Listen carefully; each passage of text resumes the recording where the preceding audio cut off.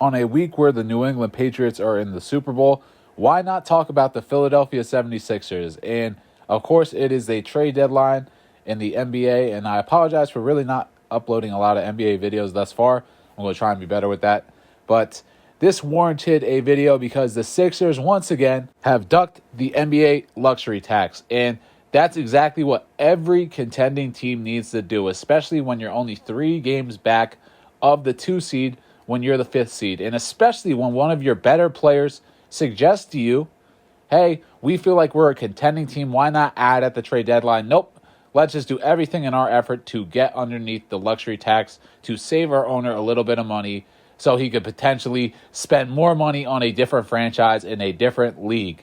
Fuck the Commanders, Josh. They are literally a rival of the city in which you own a team in. So it's great to see that Joshua Harris has his priorities straight.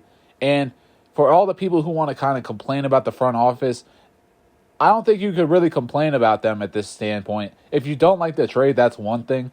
But when your owner is literally just telling you you have to get underneath the tax, once again, there's not much you can really do, and you're certainly restricted in that area. So I really don't blame Daryl Morey, Ellen Brand, and the rest of the front office for that if their owner is simply just being cheap. I think this is the 3rd trade deadline in a row where the Sixers have tried to get underneath the luxury tax. And last year was completely understandable, but the Sixers have been a contending team for the previous couple seasons, and it's just their owner unwilling to invest in the product. And I don't want to hear anything about the aprons because the Sixers are well below the aprons, and they're not facing any type of penalties because they weren't in the luxury tax the last couple seasons. So it's simply just benefiting Joshua Harris at this point, and it just simply limits what the Sixers can do or what they are planning to do of the upcoming days. They really have to attack the buyout market if they're going to improve. Obviously, when you send away Eric Gordon and Jared McCain, you're opening up more roster spots, which could allow you to standardize some of your two-way contracts, specifically like Dominic Barlow. And that's what I assume the Sixers' next move will be. Maybe you sign Jabari Walker to a deal as well. But when your owner is unwilling to invest in your team, there's only so much you could do from the front office standpoint. So shame to you, Joshua Harris, just not investing in the Sixers whatsoever at this point. This is a team that can contend.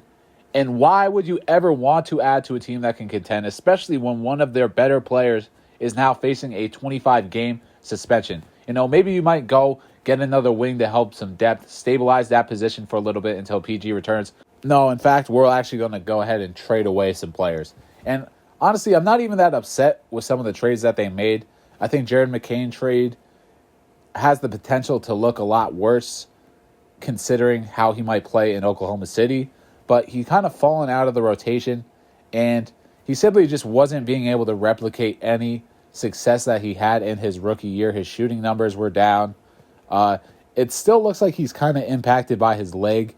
He's not a great athlete to begin with from NBA standards, but he really is at an athletic deficiency, which is impacted even more when his shooting numbers are down. And when they're really not afraid of him attacking the basket, and he has such a limited bag with that scoop finish, really being his only kind of finishing ability, and having an athletic deficiency as well as just not being tall to begin with and not being the best of ball handlers. He's someone who could handle the ball, but he's certainly not a ball handler. Teams are going to force you off that three-point line, and they've certainly done that, and that's why he's kind of fallen out of the rotation. He's a small guard, so he's going to have a limited impact on defense. So all the signs are just trending towards he becomes a great piece for the Oklahoma City Thunder. And the return for the Sixers, of course, getting that first-round pick from the Thunder, it's a little bit confusing, I would say. And from my understanding of it is the Sixers will get the most favorable of the picks between the Clippers, the Rockets, and the Thunder, as long as the Rockets pick doesn't turn into a top 4 protected pick. And the way the Rockets look right now, that's not going to happen. So the Sixers should get the best first-round pick of that groupage. And, of course, all the second-rounders that come with that. So from a Sixers reaction to the trade, it really just depends on how you feel on Jared McCain. I think he's a solid player, but he's very limited in his role. But if you think he can be what he was in his rookie season, then I can certainly see being upset, especially with some of the cost-controlled contract that Jared McCain is under right now. So it really is your own interpretation of this trade. Like I said before, I'm a little lower on Jared McCain. However, I'm very understanding that he could still be battling with his injury. So if he returns somewhat to the player he was his rookie year, this trade is certainly going to look bad for the Sixers. But maybe they get away with one, and maybe they actually end up fleecing the Thunder for a player that played way above his own head during his rookie season. So only time will really tell on that. But moving over to our next trade, sending a 2032 second-round pick along with Eric Gordon to the Memphis Grizzlies in a salary dump move. This was the luxury tax trade that everyone was fine with. It was only a matter of time before Eric Gordon was either cut or traded, and luckily the Sixers get off his contract, which isn't even a massive contract at this stage. It's simply just opening up a roster spot for more players. Sixers might look to attack the buyout market and maybe sign Dominic Barlow and Jabari Walker to standard NBA contracts. That'd be lovely.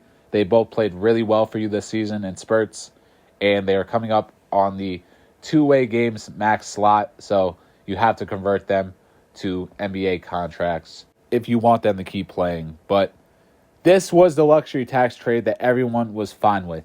And I understand that I've been bitching this entire video about getting underneath the luxury tax, but there are certain ways to do it and there are certain ways not to do it. And this was a way to do it, unlike some of the other moves that the Sixers made. But they really just need to get their priorities straight. Like one of your best players says, hey, we feel like we're contenders. Let's address this team. Let's actually add at the trade deadline. But nope, your owner decides, let me save money for myself, me, myself, and I, and that's it.